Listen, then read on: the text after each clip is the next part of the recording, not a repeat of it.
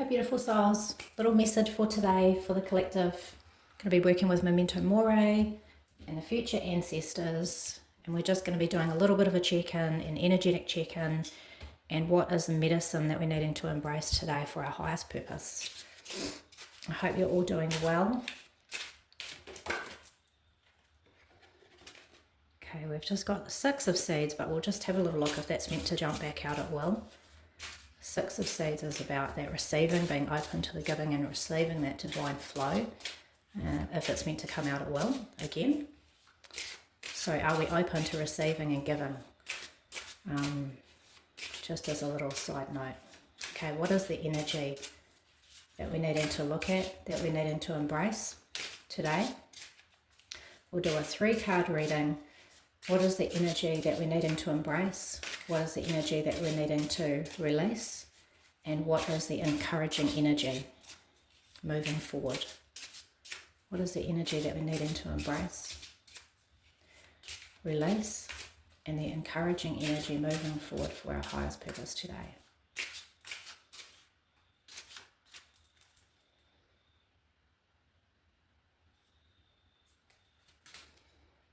Okay, so embracing, releasing, and the encouraging energy of the day is the 3 of Needles.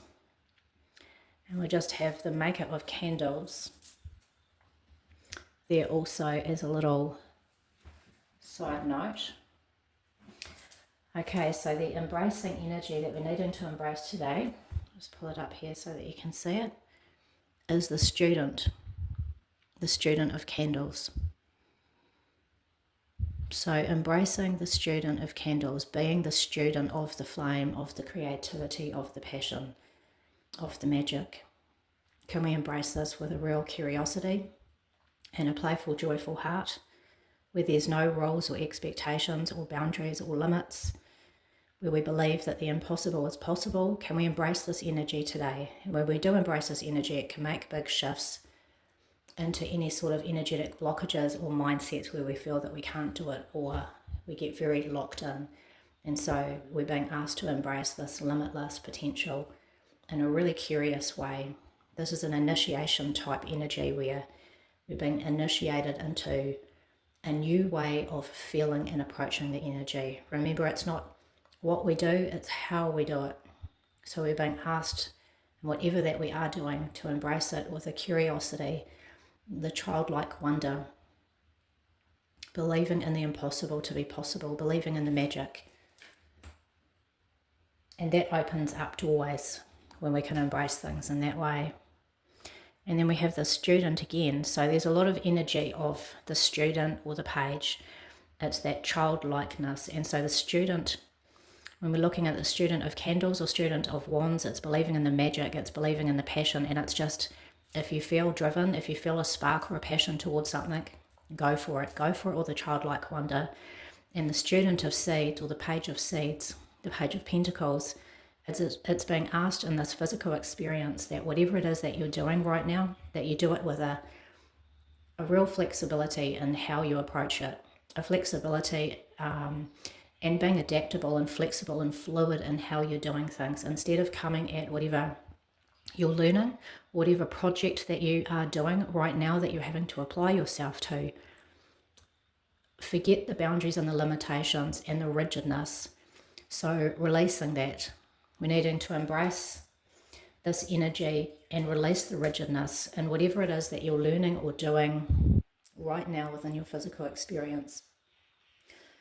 Release your fear of what other people may think or how it should look, how that model should be, how you should be, the expectations, and just let all of that fall away and come at it again how a child comes to a new project. They embrace these new projects with their head, their heart, their hands. When you watch children play, it's just full engagement. They're fully there. They're not standing back and looking and waiting and thinking and analysing and planning. They're just rolling up their sleeves, they're taking off their shoes and socks, and they're just getting in there and giving it a go. And that's what we're really being asked right now. Let everything else fall away and step back into that childlike wonder. And when you do that here, with this energy of believing the impossible to be possible, you can make that a reality for your life.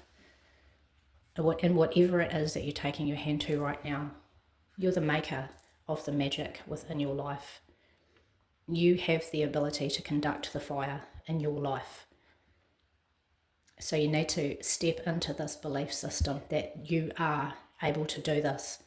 And the way to do that and to open up in the expansion of making this a reality is by letting all of those expectations and limitations and mindsets fall away, embracing it with a childlike wonder and an openness to learn and embrace in how we're doing things and feeling into the energy rather than thinking into the energy. We're just feeling in and how are we doing it. Now the medicine here is the Three of Needles, and the Three of Needles is often about wounding, things that have happened, things that have gone wrong, and it often will make us feel very fearful of having that openness of this student or page-like energy. We can't navigate our life and come into adulthood without having had experiences that have knocked us back and hurt us and made us feel doubtful of ourselves and our abilities, or fearful of it happening again, and so we put up walls and we close ourselves off. This is a card of wounding, but then when we're looking at it, it's the card of the mind, and so even though wounding happens on an emotional level, when we're looking at it with the needles, and this is the element of air, it's the element of the mind and what our mind creates, we have this opportunity of, if you like, of growth here. So out of the wounding and out of the block, we can look at this energy as being a number 3 card. I'm going to utilize, I'm going to do things differently. I'm going to come back to this childlike wonder. And when I think of the wounding and how it is, I have created blocks in order to protect myself, in order to make sure that I'm not hurt again and again or downtrodden. These walls, I'm going to let them fall away. I'm going to allow myself to have a new aspect and adaptability and more of an agile mind where I'm going to let myself grow a little bit mentally. And then how can that change the way that I do things? How can that change the way I move in the world? And how can that ultimately open back up myself to the possibility of things changing for the better for me, moving in a way that's dynamic, remembering this forgottenness that I am the maker of my own candles, of my own flame, of my own magic. I am the maker of my magic. Those things that have wounded don't have to define every experience for the rest of my being, for the rest of my path. So even though these woundings hurt, we have the ability to create something more when we come back to our childlike wonder with wisdom and growth of the mind, as well as embracing that childlike energy of the spark and just going in without fear. We can come back to this place with a newfound wisdom. The childlike wonder and then the newfound growth and wisdom creates something extremely powerful, potent, and magic. So the message very much is, it's about how we're doing things, how we're moving through the world, and we've been asked to move through the world where we look at the wounding, but we start to remember that we can grow from this point, and that if we move with that childlike wonder and the wisdom and growth of the mind, we remember that we are the maker of our magic. We are the maker and the holder of the flame of our life. And we can hold that flame with a victory, with a victoriousness moving forward. Be playful and be joyful.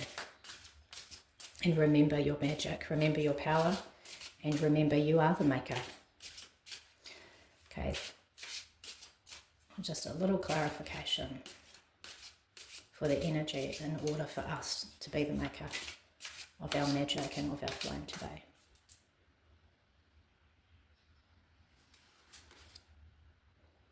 Okay, so we have the remedy. We see all of these flourishing flowers, this green growth, the purity of the white flowers. And we're just going to look here as well. So the key, if you like, to be unlocking the door back into this magic again. Nobody's doing this for you. You're doing this for yourself, and you have the full potential to do so. The key is remembering The purity and the passion that symbolizes here is the potential, the remedy, the medicine, is embracing the hurt. Like when you look at the black and the white, nothing is ever all roses, all a bed of roses, all love and light and beautiful and wonderful. This is, like the yin and the yang, the black and the white. You can't pretend that there isn't wounding, that there isn't hurt, that there isn't shadow in the light and light in the shadow. They work together. When we embrace the wounding instead of pretending it's not there and closing ourselves off, but we embrace it and we hold ourselves and we honor ourselves, and we also remember that we are these wonderful energies, that we have this wonderful potential. We open the door, we open the key to the remedy, to the medicine. Remember, there's medicine in the poison. When you look at things, there's medicine in the healing, there's growth here, there's opportunity and potential here. When we embrace it with the openness of believing the impossible to be possible, when we embrace remembering that we are the very maker of our own magic.